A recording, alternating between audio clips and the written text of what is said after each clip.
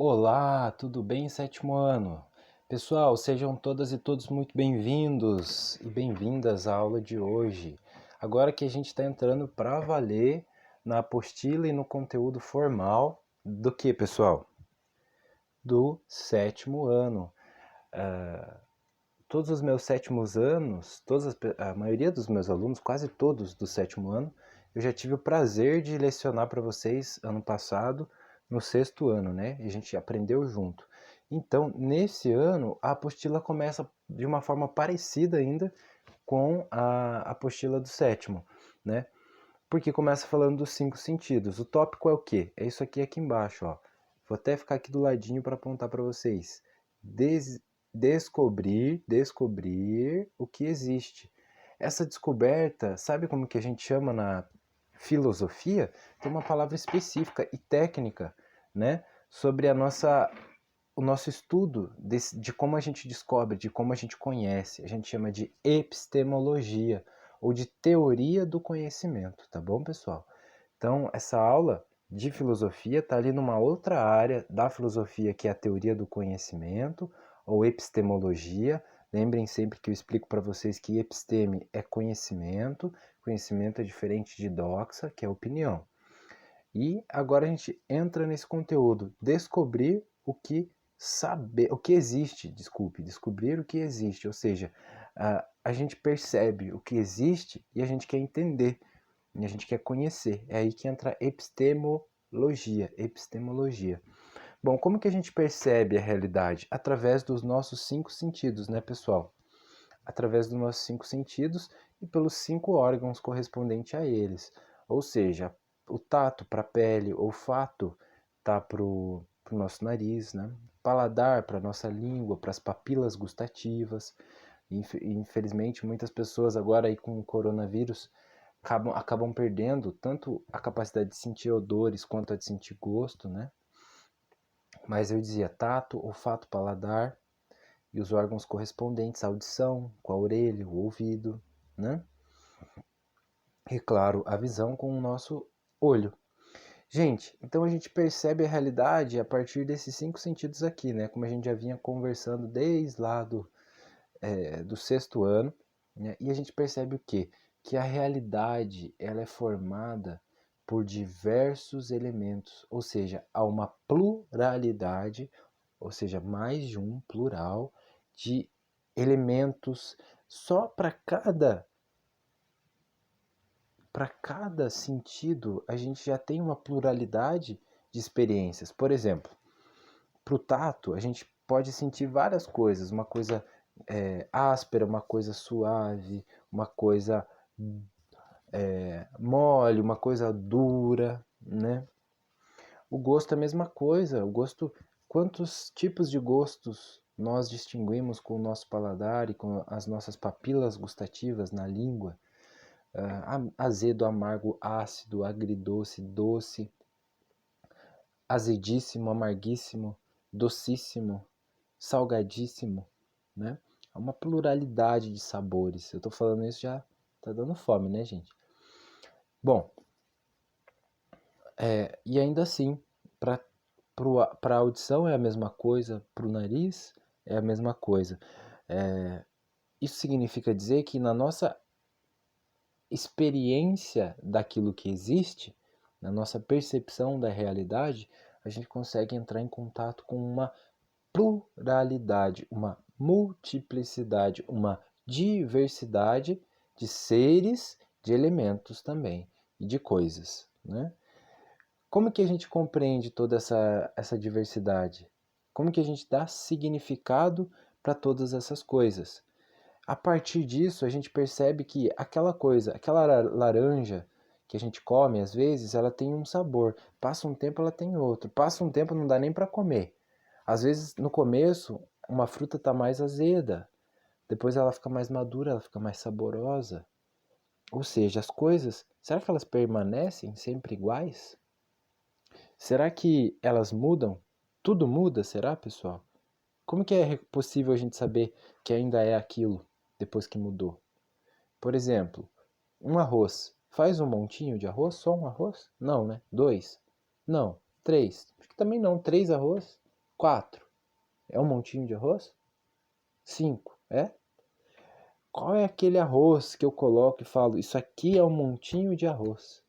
Como que a gente define as coisas? Como que a gente reconhece se elas estão mudando, né? São reflexões. Será que tudo que a gente percebe é real? Será que existem muitas coisas que a gente não percebe? Lembrem-se vocês, pessoal, alguns sons têm apito que só o cachorro escuta. Há cores que a gente não vê, infravermelha, a cor ultravioleta, nosso olhar não percebe. Sons que só certas espécies de animais conseguem escutar, porque o nosso ouvido, o nosso aparelho auditivo, a nossa orelha e etc., não consegue reconhecer. Então, coisas que estão lá, mas a gente não percebe. Quais são essas coisas para o nosso pensamento e como o nosso pensamento passa a perceber elas? Como que a gente sabe se aquilo que a gente não conhece existe? Né? E como que a gente passa a conhecer as coisas que existem e a gente ainda não teve o contato com elas? Muitas vezes com o pensamento. É possível conhecer tudo que existe, pessoal? A gente vai refletir sobre isso com quem? Com Aristóteles. É esse cidadão aqui, ó. A gente tem a representação do busto dele aqui embaixo, né? Um escultor representou Aristóteles. Então, quem que foi Aristóteles? Aquele filósofo grego, né? Aluno do Platão na sua escola, o Liceu, professor do Alexandre Magno. E o Aristóteles queria e buscava conhecer a realidade, né? Fazendo isso, inclusive, depois que o seu aluno começou a conquistar o mundo antigo, conhecido ali, aquela região do Mediterrâneo, o que o aluno dele fazia, o Alexandre? Enviava para a escola, para eles estudarem as espécies, as coisas. O Aristóteles, ele foi muito importante para o estudo da natureza. Ele classificava os animais. Como que o Aristóteles classificava os animais, pessoal? Isso é muito importante que vocês entendam. Mesmo. Seres com alma, seres com alma e sem alma. Alma, a gente chama de, além de psique, a gente chama de ânima. Tá lá na sua página 4. Por isso que tem animação, tem ânimo, alma. Então, esse sentido de alma que o Aristóteles está falando, pessoal, é de ânima, de movimento, tá? De ter movimento próprio. Por isso que ele fala que as plantas têm ânima, elas se movimentam, elas crescem, elas se desenvolvem. Tá bom, gente? Tá claro isso? Deixa eu voltar lá em Aristóteles. Tá claro isso, pessoal? Faça um positivo se tiver. Aqui, ó, do lado, ó, positivo. Né? Então, ânima é uma alma específica que corresponde ao movimento, à faculdade de crescer, de se movimentar, de se nutrir. Por isso que as plantas, aliás, desculpe, têm ânima, têm essa alma. Os animais também e nós também. A gente movimenta, a gente cresce, a gente se nutre, né? Se movimenta. São seres animados os que têm alma, que têm ânima. Inanimados, objetos, fone de ouvido, garrafa d'água. Que mais que é inanimado? Uma rocha, né? No pensamento de Aristóteles, os inanimados são sem ânima. Que mais? Areia, segundo Aristóteles. Então a gente vai ter seres animados e seres inanimados, sem alma, sem ânima. Planta tem alma para Aristóteles? Tem ânima, essa alma sim, tem alma sim. É uma alma específica, a alma do movimento, né? Então, de acordo com o tipo de alma também se dava uma classificação, pessoal. Quais são aqueles seres animados com ânima, que têm a característica nutritiva? A gente se nutre. Os animais se nutrem. Ser humano, animais e plantas. A planta se alimenta também. Ela precisa de água, ela precisa do sol, é o alimento das plantinhas e dos vegetais. Então, os vegetais, eles têm a ânima, movimento, são animados. Vegetais têm capacidade nutritiva. Mas segundo Aristóteles, eles não têm a capacidade, digamos assim, perceptiva. As plantas não percebem, diz o Aristóteles, as coisas como os animais podem perceber. Como os animais podem perceber. Então, vamos lá. Seres animados e inanimados. Seres animados, todos que têm ânima, têm movimento. Planta, vegetais, têm ânima e tem uma característica que é a nutritiva. Eles se nutrem, mas eles não têm a segunda característica. Isso está na sua página 4 do livro didático de filosofia, hein? Acompanhe. Na página 4 você vai ver que os animais apenas que têm a capacidade perceptiva e os seres humanos, óbvio, mas as plantas só têm a nutritiva. Então os animais eles se nutrem e percebem as coisas. As plantas só se nutrem, de acordo com Aristóteles. O ser humano, ele se nutre, ele percebe e ele faz discurso, e ele pensa, é racional. Então a gente tem a gente tem a qualidade, a característica discursiva ou racional. Os animais não têm. Eles têm uma alma apenas perceptiva e nutritiva. E as plantas têm uma alma apenas o que, pessoal? Apenas, vamos se lembrar que os vegetais têm uma alma apenas nutritiva, os vegetais. Já os animais têm a nutritiva, porque se nutrem, e tem, além da nutritiva, o que, pessoal? Tem a nutritiva, só plantas, só nutritiva. Animal, tem nutritiva e o que, pessoal? Perceptiva. Além disso, nós que somos seres humanos temos todas. A nutritiva, a gente se nutre, a gente percebe e a gente tem uma que os animais não têm, que é a alma racional, né? A gente tem a característica, né? A gente tem a capacidade na nossa alma de sermos racionais, discursivos, ok? Olha lá, ó. Beleza. Pensando, nós, seres humanos, então, temos a capacidade racional, discursiva, de pensamento. Bom, psique é a palavra grega, pessoal, que significa o quê, gente? O que significa psique em grego? Significa borboleta, mas também significa alma, mas é mais aquela alma humana, certo, pessoal? Por quê? Porque essa alma humana, a gente geralmente traduz assim, mas pode significar outras coisas. Psique, né, dá origem a vários termos. Psiquismo, que é o conjunto de fenômenos ou processos mentais. Fenômenos são aquelas coisas que aparecem na nossa mente, né, como a gente pensa. Isso é o psiquismo, a nossa mente. Psicologia, que é o estudo da mente. Psicólogo, que é quem estuda a mente, né? Então, tudo isso vem de psique, a mente, a alma humana, né? Mas vejam, essa palavra também significa borboleta. Borboletinha. E aí, o que tem a ver com borboleta, pessoal? A borboleta ela faz o quê? A metamorfose. Então eu queria que vocês entendessem um pouquinho já que essa palavra psique tem a ver com borboleta. E na Grécia Antiga, né, uma palavra grega, do grego antigo, acreditava-se que a gente, ao se desprender do corpo, a alma ela tomava a forma de uma borboleta. Então, a vida rastejante da lagarta, se relaciona com as dificuldades, pelo menos na Grécia Antiga, segundo o nosso material didático. Quando a lagartinha rasteja, tic, tic, tic, tem a ver com as nossas dificuldades, né? Lembra que alma, para os gregos, se diz tanto como borboleta como psique. Ou seja, psique significava borboleta e significava alma, né? Então, a vida rastejante da lagarta, ela estava relacionada com as dificuldades da existência humana, pessoal. E a sua transformação em borboleta, a sua metamorfose, significava que ela estava se tornando um ser livre, né? Que habita a primavera. Ou seja, ela se libertou daquela condição difícil. Se libertou daquela condição difícil.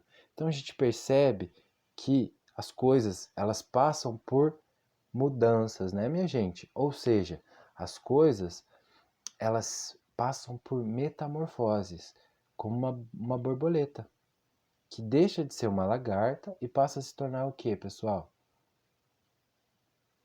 De fato, uma borboleta. Antes ela só tinha o potencial, quando ela era lagarta, de se tornar um dia uma borboleta. Depois ela alça o seu voo e se metamorfoseou, se transformou a sua forma ou a sua estrutura no seu ciclo de vida, se transformou de uma criatura que rastejava para uma criatura que voa, que se eleva, que vive na primavera, né? Gente, os seres humanos também podem se transformar, tanto na nossa maneira de ser, como na nossa maneira de pensar. Vocês já pararam para pensar sobre isso? A filosofia, pessoal, vem nos auxiliar a gente alçar o voo do pensamento, o voo da sabedoria, o voo do conhecimento, certo? Para a gente não ficar aí rastejando, digamos assim, né? Na ignorância, nas dores da existência, sem ter a capacidade de lidar bem com os nossos problemas. Se vocês pararem para ver, a filosofia está repleta de problemas filosóficos que foram e estão sendo continuamente superados e esclarecidos, certo? Então, na nossa vida, vejam, a gente tem que se transformar muitas vezes, né? Para a gente crescer. Vocês entendem isso? Tem clareza disso que eu estou falando, pessoal? Então, sobre esse último tópico aqui, ó, deixa eu até ficar na frente da borboletinha e falar para vocês. Agora, depois da nossa aula, né, algumas coisas estarem esclarecidas, vamos trazer para o cotidiano, para a nossa vida. Não só para a nossa vida intelectual, mas para onde? Para a nossa vida prática. Para a nossa vida prática. Como eu, pessoal, descubro o que existe dentro de mim para que eu possa me melhorar? Como eu relaciono com o que existe fora de mim? Se eu estou bem por dentro, eu consigo estar bem por fora? Ou seja, eu consigo me relacionar bem com o mundo? Se o mundo está bem por fora e eu estou mal por dentro, não chegou a hora de eu me transformar e começar a me preocupar em voar, né? Em experimentar as primaveras? Então aqui a gente está explorando, pessoal, como lá na sua página 3, a dica está falando para a gente explorar o que? A relação que a gente pode estabelecer entre vida prática e a filosofia, né? Por quê, pessoal? O que o Aristóteles fez? Ele pegou os elementos que ele estava observando e organizou, né, gente? Ele pegou ali, começou a perceber, poxa, existem seres animados e seres inanimados. Desses seres animados com ânima, alguns se nutrem, vegetais e plantas. Outros se nutrem e percebem, vegetais, plantas não percebem, mas animais, além de se nutrir, percebem. E outros seres ainda conseguem perceber, vejam vocês, perceber as coisas, se nutrir e pensar. Que seres são esses? Somos nós, os seres humanos, né? Temos a faculdade racional. Como Aristóteles diz, o ser humano é um animal racional. Então vejam, em contato com isso, o Aristóteles, em contato com essas coisas, o que ele fez? Ele começou a classificar, a organizar as coisas para ele poder entender, para ele poder conhecer. Será que é importante para a gente se conhecer, se entender e se organizar no nosso mundo interno? Pensem sobre isso. Será que a gente não vai conseguir lidar muito melhor com o nosso mundo cheio de uma diversidade, uma pluralidade, uma multiplicidade de pensamentos, de emoções, de sentimentos, de vontades, de imaginação, de sonhos, de experiências, de memórias, né? O que a gente pode fazer, será? Será que a gente pode fazer que nem o Aristóteles e começar a organizar o nosso mundo interno e transformar ele, que era um caos às vezes, uma bagunça, né? Num cosmos, num universo interior todo organizado, onde cada coisa, pessoal, pode ter o seu lugar para que a gente faça o quê? acabe com o nosso tempo de lagarta e comece a usar as nossas asas para viver as primaveras, né, gente? Essa foi a aula de hoje. Espero que todas e todos tenham gostado, aproveitado, entendido, esteja claro. Fiquem bem. Um abraço, sétimo ano. Até logo!